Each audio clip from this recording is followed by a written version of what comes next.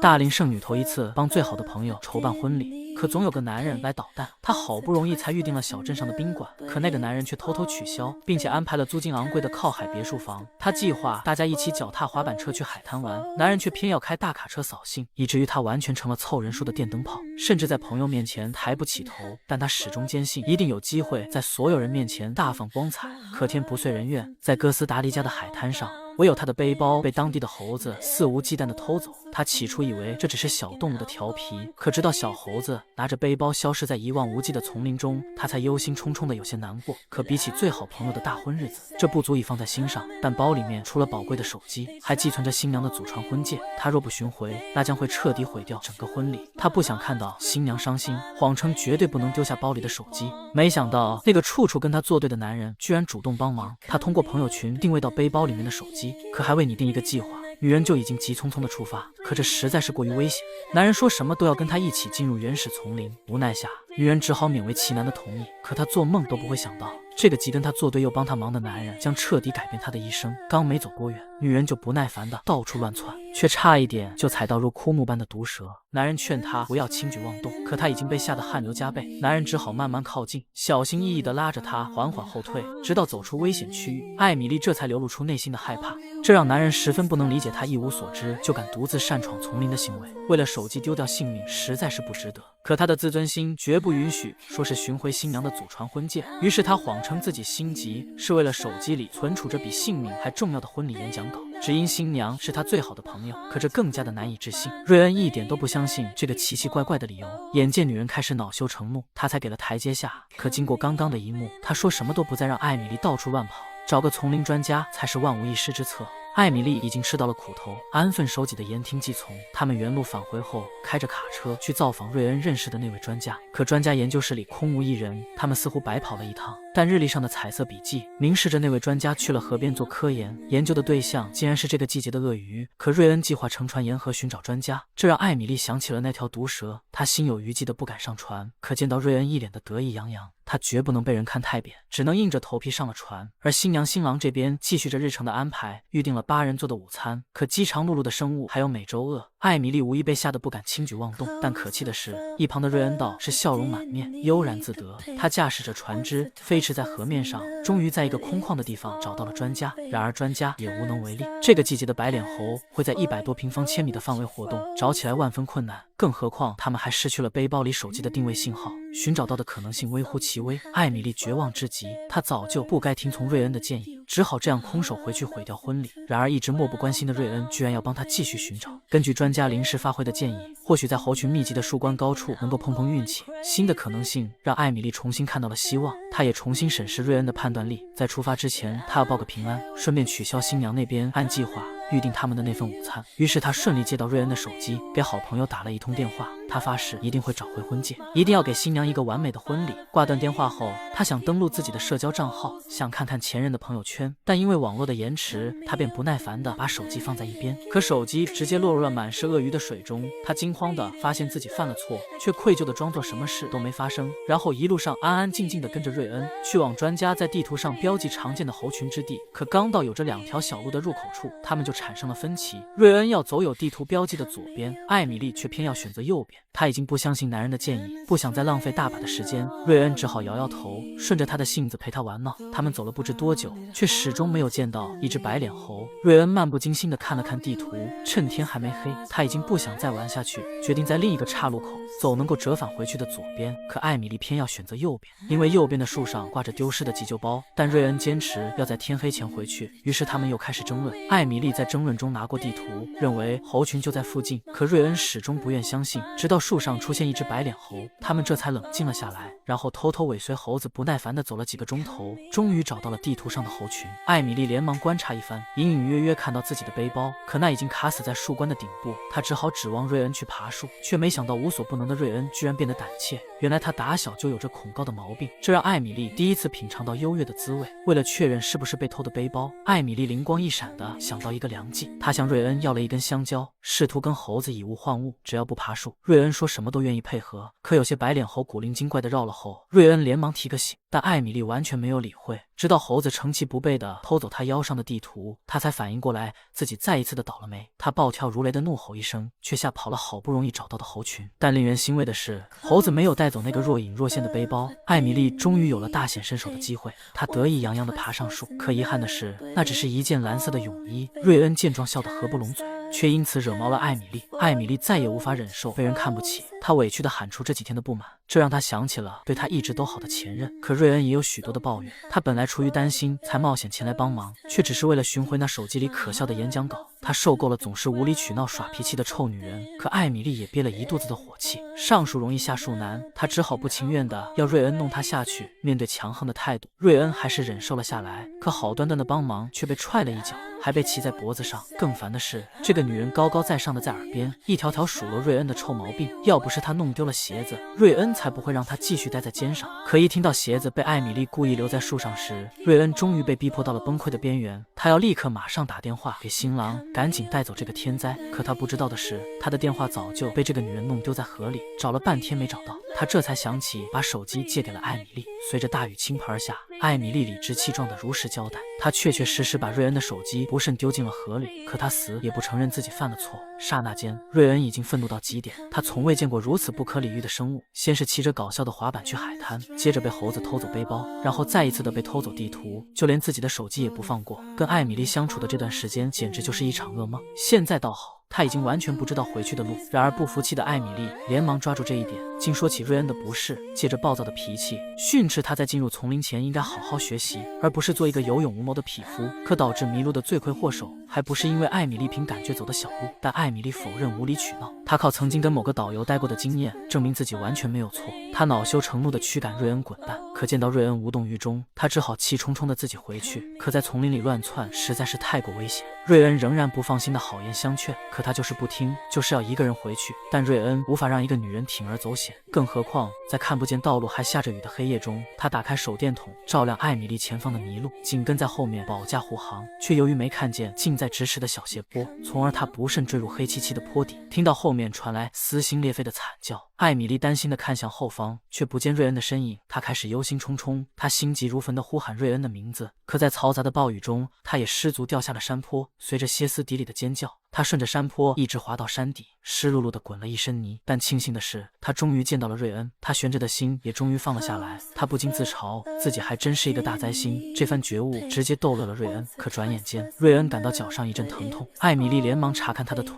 凭借身为护士的习惯，她迅速拿出急救包里的绷带，细心地处理好伤口，然后真挚地道了歉。她发誓再也不会独自一个人离开。而瑞恩也道了歉，他不该不相信艾米丽所有的选择。冥冥中两人之间的矛盾烟消云散，然而他们急需一个可以避雨的角落，好从长计议。艾米丽搀扶着瑞恩，却一直走到了雨停都没有找到像样的地方。此时已经深夜，他们只能在林中睡觉，可随身携带的吊床只有一个。作为男人的瑞恩只想随便找个地儿躺下，可艾米丽无论如何都坚决不让病人睡地上，这让瑞恩犯了难。可他似乎误解了艾米丽的决定。艾米丽用曾经跟那个导游旅行的经验，采用一个绝妙的方法，同时睡下两人，这样大家都不用接触到湿漉漉的地面，他们也终于有了一个放松休息的时候。瑞恩不禁感叹，这场婚礼竟让他们几个老同学再次相聚。他坚信这场磨难也会像以前一样得到完美解决。可艾米丽已经丧失信心，她羞愧地坦白了一个秘密，她要找的一直都不是手机里的演讲稿，而是一对祖传婚戒。可现如今完全失去了线索，当下也只好祈祷着安全回去。晚上的丛林确实也危机重重，瑞恩决定熬夜警惕四周，但艾米丽也要放哨分忧。可到了第二天的中午，她都没有拉开眼皮，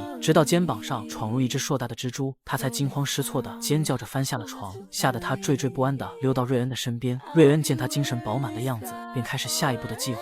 虽然他们已经决定逃出丛林，但瑞恩要在回去后继续寻回到那个背包。他掏出一盒罐头作为出发前的补给，可艾米丽毛手毛脚地弄丢了早餐，他连忙顺着溪流毫无顾虑地去捡，吓得瑞恩赶紧让他放弃。可那份执着的性格正是一直在闪耀的光芒。没有了乌云遮蔽的天空，他们很快摸索到一条通往城镇的方向，可唯一阻碍他们继续前进的却是一条破烂不堪的铁桥。没有恐高症的艾米丽当然无所畏惧，倒是瑞恩达然失色的不敢上前，他直接放弃了这条捷径，这让艾米丽犯了难。他尝试各种办法，也没能说服瑞恩克服对铁桥的恐惧。可当他再次为之前的鲁莽道歉时，瑞恩才有了去尝试的勇气。不想艾米丽的道歉竟然会如此的有效。可面对100米长的铁桥，瑞恩还是十分的抵触。尽管艾米丽在前面给他打了个样，但他仍然害怕。可见到渐行渐远的艾米丽，他只好闭着双眼，硬着头皮走上了桥，摇摇晃晃的，不知走了多久，他再也忍受不了的睁开眼，仿佛随时都可能坠桥身亡。当听见咯吱咯吱的巨响时，他连忙停下了脚。可他已经走到了进退两难桥的中间，当下也只能一动不动地住在原地。但艾米丽坚信他一定能克服恐惧，于是伸出手引导着瑞恩，一边倒退，一边的耐心鼓励，直到踩在结实的土地上，瑞恩才松了一口气，赶路的脚步也轻快了许多。却就在他们快要走出丛林时，艾米丽含情脉脉地盯住瑞恩的眼睛，像是有深情的话要告白。可当他越来越靠近时，却一把推开瑞恩，大吃一惊地捡起后边的物品。还没弄清什么情况，艾米丽就在四周找到了被猴子偷走的地图。那她的背包也应该在这附近，可除了游客的遗失物，就是一些无用的垃圾。就在他们已经放弃之时，艾米丽似乎听到了自己那具有特色的手机震动。根据大致的方位，不出所料的话，一定是在那块泥潭的中央。于是她一手靠着木条拉住瑞恩，另一只手则拿着木棍，不停地勾碰目标。可一个不小心的手滑，她面朝下的摔进泥潭，吃了一嘴的泥。她难过的伸手求救，瑞恩毫不犹豫地去拉艾米丽，可她不慎失去平衡，也摔进了泥潭。好在不是危险的沼泽。当下最重要的是那震动的手机。可在翻找过后，泥潭的中央只有一个废弃的腰包。他们白忙活了一场，却看着对方滑稽的脸，都情不自禁地笑了起来。他们狼狈地继续赶路，可艾米丽突然间又听见一个声音，但这次瑞恩坚决不会再上第二次当。可顺着艾米丽听到的方向，映入眼帘的是一个干净清澈的小瀑布。那件蓝色的内衣终于有了用武之地，他们在瀑布下的池子里从头到脚的洗了个遍，可洗得好好的。他们却翻出大学时期的恩恩怨怨，那时候的他们本能成为一对情侣，可瑞恩总想把最好的拿给艾米丽，以至于后来让给了富家子弟。直到不久前听说艾米丽分了手，他才明白这是上天给的一个机会，于是借朋友结婚的名义发出邀请函，只为能够再次见到艾米丽。尽管艾米丽总是搞砸一切，但其中的坚持和不屈正是瑞恩最喜欢的部分。他一直都想跟这么一位美若天仙的女士长相厮守。收到心意的艾米丽乐开了花，难得从死对头的口中听到些甜言蜜语。但就在他们解开了过去的心结时，新娘这边已经在进行婚前彩排。可在场的人只有3个，没有伴郎，也没有伴娘，甚至连主持婚礼的司仪都没有。这无疑是一场可怕的灾难。新娘伤心地流出眼泪，她后悔没能在老家的乡村举办婚礼。可无论在什么地方，新郎都愿意娶她为妻，这才安稳住新娘的情绪。同时他们也很担心进入原始丛林的那2人，可那2人已经走出了丛林，按照计划正求助于附近的本地人。艾米丽正想着如何显得彬彬有礼，却发现前方出现一个漂亮的女人，刚一见面居然就热情地抱住瑞恩，弄得艾米丽内心很不是滋味。她现在只想打电话报平安，可作为新娘最好的朋友，她却连电话号码都不知道。无奈下，他们只好羞愧地借用电脑发送电子邮件。好心的女人还为他们准备了换洗的衣服，可是艾米丽还是一点都高兴不起来。她似乎正担心着有人从她身边抢走瑞恩，于是在露天的阳台上，她若有所思地打探瑞恩的恋爱情况，以此消除内心的不安。那个女人已经有了女朋友，她只是瑞恩在当地认识的熟人。忧心忡忡的艾米丽总算是松了一口气。然而瑞恩也想弄清楚艾米丽的恋爱现状，他想知道艾米丽的心里是否还住着前任，因为所有人都知道艾米丽做梦都想等着跟前任复合。可在她跟瑞恩经历了生死共患难的丛林冒险后，她有了重新拾起人生的打算。可在面对瑞恩的表白时，她迟迟没有做出回应，直到瑞恩微笑着离开后，她才害羞地叫住瑞恩，踮起脚尖回应了瑞恩的心意。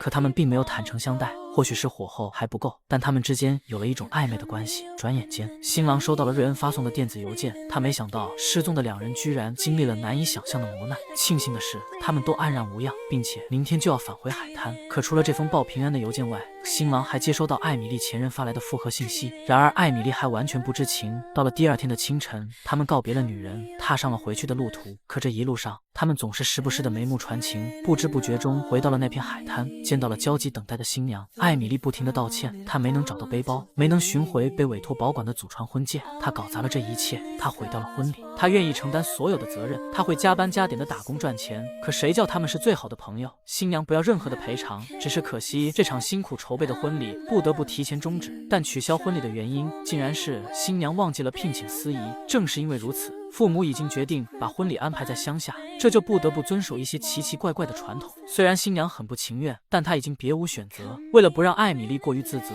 新娘立刻说出另一件喜事，那就是艾米丽前男友在她失踪的期间发来的电子邮件。前任不仅回心转意，还准备好了向她求婚。可明明是件艾米丽一直盼望的好事，她却穿心刺骨般难受。而同样难受的还有瑞恩。他从新郎的口中得知收到的另一封邮件后，他便心如刀绞般的愁眉苦脸。他如以前一样选择逃避，强颜欢笑着要跟新郎冲浪玩耍。可他始终无法掩盖住心碎的难受，愁眉不展的完全没有雅兴。在他冲浪的期间，艾米丽得到了一个惊天的好消息，那个丛林专家在另外一个猴群聚集的瓜纳卡斯特树冠上找到了被白脸猴偷走的背包。幸运的是，祖传婚戒安然无恙。艾米丽开心到难以言语，说什么她都要好好感谢。可专家只说了句当地的祝福语，然后笑容满面的道了别。艾米丽连忙拿出背包里的手机，充上电后开始摘抄写好的婚礼祝福词，然后不慌不忙地编织新娘最喜欢的花冠。可新娘已经开始筹办老家那边的桌席，却在快要付钱预定之时，艾米丽及时赶到。她给新娘戴上花冠，发誓一定会给最好的朋友筹办一个难忘的婚礼。可新娘的母亲并不愿就此取消回家办婚礼的打算，直到艾米丽拿出丢失的婚戒，直到她愿意担任司仪主持婚礼，这才成功说服了阿姨。她要为挽救最好朋友的婚礼竭尽全力。她让女宾相担任伴娘，她让新娘穿好婚纱，她让冲浪中的新郎穿好礼服准备结婚。可当叫到瑞恩的时候，只见瑞恩怅然若失的装作熟视无睹的样子，黯然神伤。直到艾米丽不小心来了个平地摔，瑞恩才有所反应的跑去关心，然后惊讶的发现艾米丽已经寻回了丢失的背包。这明明是一件令人激动的事，瑞恩却一点都高兴不起来。直到艾米丽把经受住考验的新郎新娘比作他们的丛林冒险时，她才有了一丝希望，打探她跟前男友复合的情况。然而艾米丽早已放下了那段感情，现在的她只想跟瑞恩拾起错过的人生。瑞恩终于露出了灿烂的笑容，他终于等到了这一天。在那个奔流不息的瀑布前，成功举办婚礼的不仅仅是艾米丽最好的朋友，还有艾米丽跟她那亲爱的瑞恩。在婚礼演讲稿中，艾米丽谈及到她学会的了一个当地的祝福词，大致的含义是：放慢脚步才能看见生活中的宝藏，拒绝浮躁才能事事如意。